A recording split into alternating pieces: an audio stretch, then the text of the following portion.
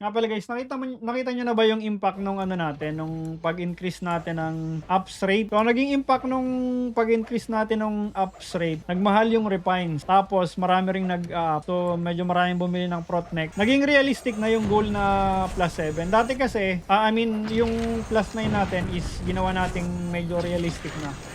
Compared dun sa dating chance ng ano natin, ng plus 9. Ngayon, kumbaga within reach na yung plus 9. Makakapag plus 9 ka na ng gagastos ka pa rin syempre sa UPN. Google Burn ka or magkukumpit ka dun sa wars natin para makakuha ka ng maraming UPN para makapag plus 9 ka. Hindi na siya katulad nung dating chance na 1%. Kasi kapag kinumpund mo yung chance nung plus 7 dati to plus 9, parang mas mataas pa yung chance na manalo ka sa loto kaysa makapag plus 9 ka eh. So with the addition of the UPN and increase ng konti sa ups rate, medyo naging realistic na. Hindi na siya imposible makapag plus 9.